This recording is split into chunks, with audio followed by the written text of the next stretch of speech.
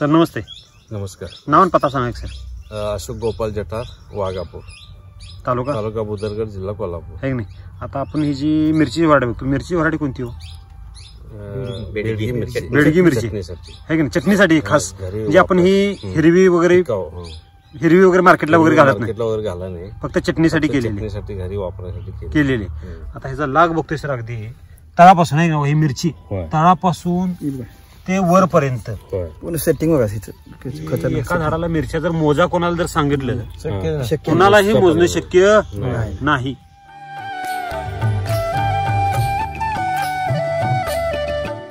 गुंठ क्षेत्र आहे सर आपले हे 5 गुंठ. 5 गुंठ क्षेत्र आहे. अगदी ट्रायल बेसिसवर केलेला, ट्रायल बेससाठी केले. आणि सगळ्यात ह्या प्लॉट मध्ये वैशिष्ट्य मला असं वाटलं सर, प्रत्येक झाडाला काठी वेगळी लावली तुम्ही, सेपरेट काठी. कुठलं पण झाड घ्यावं खायचं, एक झाडी एक झाड एक काठी. हा का बरं असे प्रत्येक झाडाला काट्या वेगळा का लावल्या?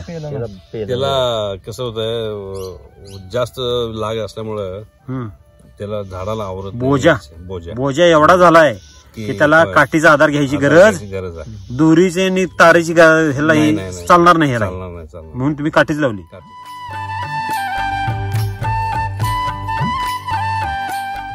ह्याच्या अगोदर ही व्हरायटी कधी केली होती का? केले होते, पण रासायनिक वर होते ते, पण एवढं लाग आणि त्याचं हे नव्हतं, कलर किंवा त्याची क्वालिटी नव्हती. आता साहेब ही तुमच्या हातली जी मिरची बघतोय नाही साहेब, हिची लांबी मला जरा सांगा बरं, किती असं, किती लांब असतात? 7-8 एक इथे बसते का भावावर सर तुमची? बसते की अगदी बरोबर, एक इथे बसते नाही, असं वर धरा बरं. हे जर बघितलं सर कसे आहे ते लावले चमकते, आणि जाडी बघितली जी, तर आपण मार्केटला बेडगी मिरची बघतो हे की नाही, चटणीला आणतो आपण सगळेजण.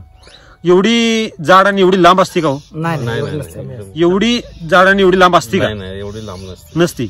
आपल्यात एवढी लांब होण्याचं कारण काय? एवढा लोड माल असताना साहेब मिरची उलटी लहान व्हायला पाहिजे, तर एवढी जाड आणि एवढी टप्पर का झाली? ह्याच्यात जमिनीत ताकद तयार केलं ना. कशामुळे? वैदिकमुळे.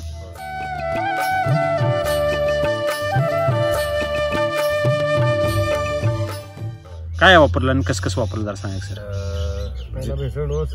बेसल डोस किती दिली? परत बेसल डोस 2 दिले, कृषी अमृत आणि ते ट्रीटमेंट 2 केलं. बर. बेसल डोस किती गेले सर आतापर्यंत? बेसल एक झाला, आता दुसरा टाकला. 2 बेसल डोस झाले मला. दुसरा बेसल डोस दिले 2-2.5 महिने झाले नाही. 2.5 महिन्यात सर झाडाची ग्रोथ, आता उंची जर बघायला, उंची किती आहे सर ह्याची? 2.5-3 फूट आहे की नाही? 2.5 ते 3 फूट आहे सर. एकाच रोपाचे नाही, इथलं कुठलं जर रोप बघितलं अगदी एका उंचीचा आणि एकसारखा माल लागलेला आहे की नाही.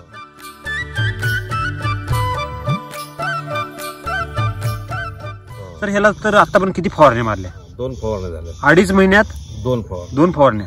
हे जर मिरची शेतकऱ्यांना जर सांगायला गेलं सर, तर हे पटेल का? पटणार नाही त्यांना. तुम्ही ह्याच्या अगोदर पण मिरची केली होती? बरं. त्यावेळेला काय परिस्थिती होती? त्यावेळेला काय असं पानं पण अशी मोठी नव्हती, ही पानं आहेत अशी एकदम लहान आकोड, आणि मिरचीला असं म्हणजे तेज नाही. त्या मिरचीला जसं तेज आहे तसं. बर. तसं तेज नव्हतं. बर. म्हणजे आता ही जी मिरची आहे सर एकदम फ्रेश वाटते. फ्रेश एकदम फ्रेश. आणि खायला पण आता हिरवी वापरले की नाही घरी, ते पण गोड लागते खायला अशी गोडसर लागते. बर. तुम्ही घरात खाऊन सुद्धा बघ.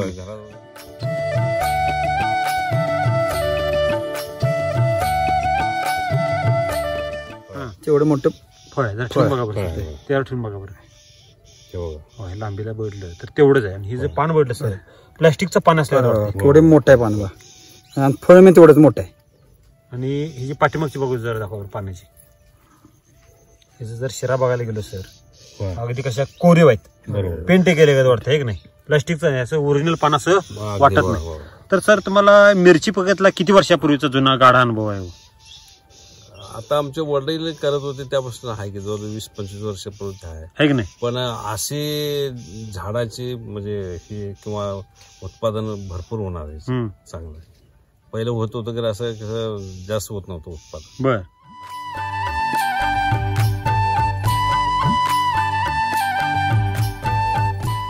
ह्या वेळेला तुम्हाला एसीटी वैदिकचा माहिती कशी कळाली?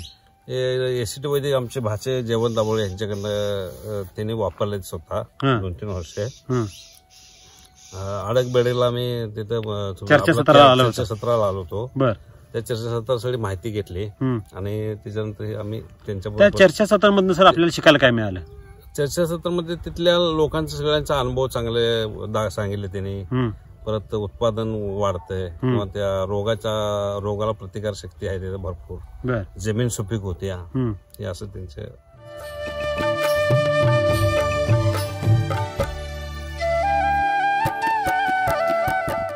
त्या वर्षी सर पाऊस किती होता आणि त्या वर्षी परिस्थिती काय होती? लागण केल्यानंतर 4-5 8-10 दिवस पाऊस भरपूर होता आणि आम्हाला वाटत झाडं असे हे होतात का काय की पाण्यानं. एवढा पाऊस होता? एवढा पाऊस होता. बर. त्यातनं सुद्धा झाडं जगली व्यवस्थित नाही चांगले. एक तर मर झाली का? नाही, एक सुद्धा झाड मेलेलं नाही. आणि ही जर काळुकी बाली एवढा पाऊस असताना देखील ही जी काळुकी सर कमी व्हायला पाहिजे होती अति पावसामध्ये. बाग लोड असून कुठं थ्रिप्स नाही, कुठं व्हायरस नाही, एक सारखं 2.5 महिन्यात सर 2 फवारणी घेणं म्हणजे राम सरांनी जे काय सांगितलं ते अगदी सत्यात उतरायला लागले असं वाटतंय, है की नाही?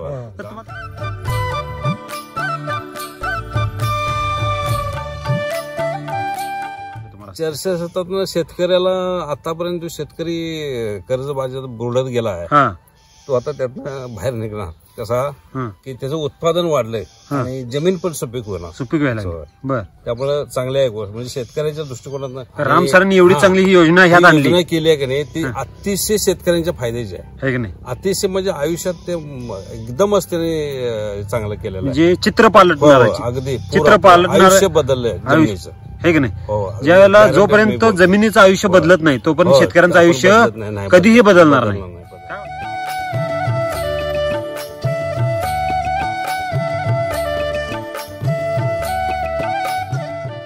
राम सरांनी एवढी चांगली सर टेक्नॉलॉजी निर्माण केली तर तुम्ही राम सरांना काय संदेश द्याल?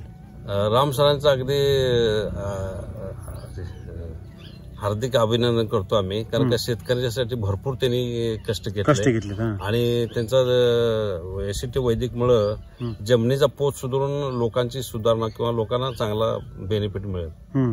त्यामुळे काय अडचण नाही, चांगलं आहे गोष्ट.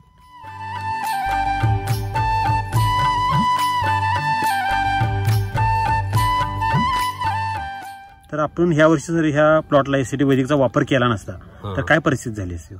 आता ते काय बोलण्यासारखं नाही, ते आता मिरच्या त्या पावसानंच गेले असते आमच्या त्याच वेळेला गेले असते आणि उगाच आपलं कुठलं तरी फवारणी घ्या, हे घ्या, इंडोसल्फान घ्या आणि हे घ्या, ते काहीतरी चाललं असतं, त्याचा काय उपयोग झाला नसता आणि काय होतच नाही.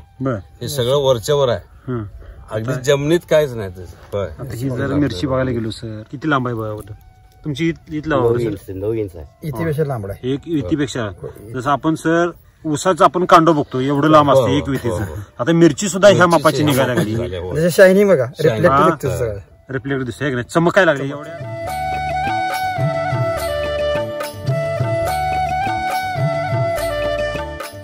किती जर जो पण लावला तेव्हापासून पाऊसच आहे.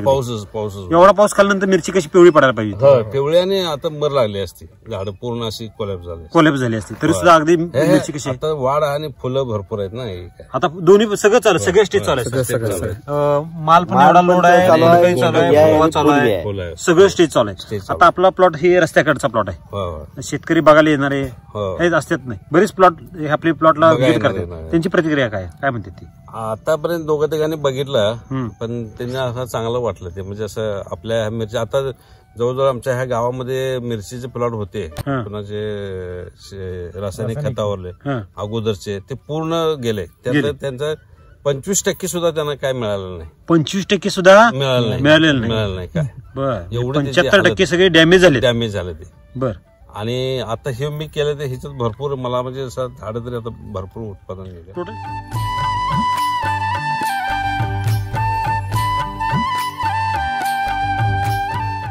आपल्याला क्षेत्र किती? टोटल 4 एकर आहे. 4 एकर आहे. तुम्ही किती गुंठ्यावर प्रयोग केला आता? आता हे 5 गुंठ्यावर शॅम्पल म्हणून केले मी. राम सरांनी जसं सांगितलं सुरुवात मोठ्यानं करू नका, चांगली गोष्ट आहे. थोडक्या क्षेत्रावर करा, खरं पूर्ण ताकदीनं करा. आता सर पाट पाण्यावर आपला हे तर प्लॉट ह्याला कुठलीही सुविधा नाही, ड्रीप नाही, काय नाही, तर ह्याला ड्रिंचिंग वगैरे कसं करता सर आपण? हे आळवणीच करतोय मी हाताने. हाताने. बरं, काय काय देतात त्या आळवणीमध्ये? आळवणीमध्ये सॉइल चार्जर, क्रॉप सेलाची ट्रीटमेंट 2 केल्या. बरं, ह्याचा काय फायदा काय झाला का सर? फायदा म्हणजे आता त्या झाडांना चांगली पानं पण आहेत, फुलं आहेत, मिरचीचा लाग चांगला आहे. बरं, ज्या त्या स्टेजनुसार जी ती प्रक्रिया घडायला लागली त्याच्यावरती तेज आहे चांगले, आहे की नाही, हे महत्वाचं हे आहे महत्वाचं सर. हे तर आल्यानंतर आपल्याला समाधान वाटते. हो. आता ही मिरची सर एवढ्या लकडलेल्या बघितल्या सर, बरोबर. शेंड्यापासून बुडक्यापासून एवढ्या एका झाडाला नाही सर, इथलं कुठलं जरी झाड घेतलं तर अगदी आणि झाडाला आता ते तोल सांभाळून झाला त्याचा. तोल सांभाळ एवढं नुसतं जरा उचकायची पुरुषात आज सगळं माल लकडलेलं, पानं कमी आणि फळ जास्त आहे. फळ जास्त आहे. की नाही. अशी सर कुठं मिरची बघली होती का एवढं भरगच माल लागला? कधीच बघितले नव्हते. तुमचं वय किती? मला आता 59 वय आहे. हा तर मी आतापर्यंत आमचे वडील पण बरीच वर्ष शेती केली, हा. त्याचं काही हे झालेलं नाही. म्हणजे असं कधी उत्पादन पहिले जमिनीत पोत होता त्यावेळी थोडंसं उत्पादन मिळत होतं. हा सुरुवातीला. हा, त्या रासायनिक जसं वापरलं हा तर त्याच्या जमिनीचं त्याचं हे पोत संपलं, ढासळला सगळं. पोत ढासळला पूर्ण. बर. आणि त्यामुळे पिकं सुद्धा येणार नाही, रोगाचं जास्त प्रमाण आहे. रोगाचं प्रमाण वाढायला लागलं. वाढायला लागलं. का?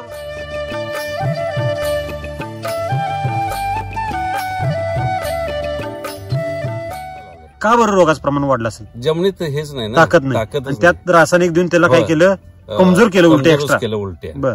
जीवाणू सगळे पूर्ण संपवलंच त्याने आम्ही. बर. तर मातीचा कस वाढवायचा असेल तर काय केलं पाहिजे, काय वाटतं तुम्हाला? एसीटी वैदिक आता हे चांगलं आहे वापरायचं. हा. आणि त्याचं सॉइल चार्जर किंवा एसीटी वैदिकची जी काय बेसल डोस आहे, हा बेसल डोस आहेत ते सगळं वापरलं तर फार उत्पादन होणार चांगलं. बर. असं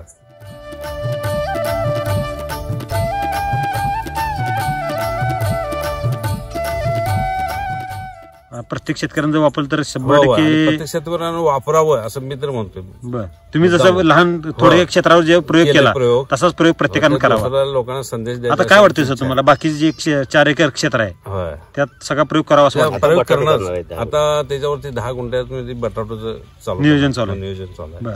म्हणजे तुम्हाला असं प्रेरणा येते बाबा अजून आपण हो. वैदिक शेती करावी वैदिक शेती. असं वाटायला लागले? होय, वाटायला.